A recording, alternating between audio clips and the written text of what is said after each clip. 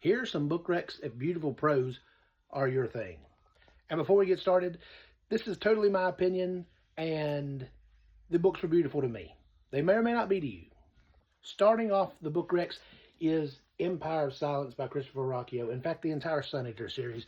Now, of course, there's some action in these books, and it's a space drama or space opera, but the prose, when he's kind of musing in himself and thinking and philosophizing and all of that, it is so beautiful. In fact, some of those beautiful writing I've read for a modern writer.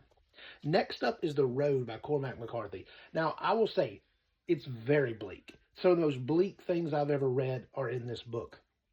But the atmosphere, the world that he's writing about, the things going on, Cormac McCarthy has such a beautiful way of describing things, and I personally put this as a purple prose book.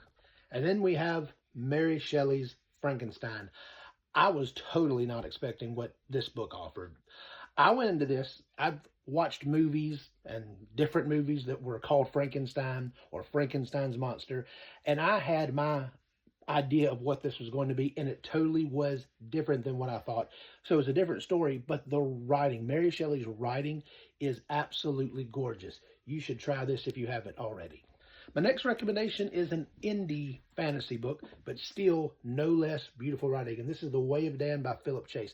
Philip is a professor of literature, and he spent 18 years writing the Edan trilogy. The Way of Adan is book 1, The Prophet of Adan is book 2, and Return to Adan is book 3. And he has some absolutely beautiful writing. There's one particular scene in this book where he moves to a bird's point of view, and he wants to describe a city, and he moves to a bird's point of view, and a bird flies out over a city, and he describes it through this bird's eyes, and it is absolutely gorgeous. One of the books I most recently finished that is probably number 1 on this list is East of Eden by John Steinbeck. Let me tell you, I am obsessed with this book. I'm obsessed with the story. Now I want to read more books by John Steinbeck. Some people tell me that, well, this is the best he ever wrote, and that may be, but I still want to read more by him because this book was absolutely breathtakingly beautiful. And if you know me, I can't put a list like this together without talking about my favorite author, J.R.R. Tolkien. People often talk about how he describes hills or how he describes nature.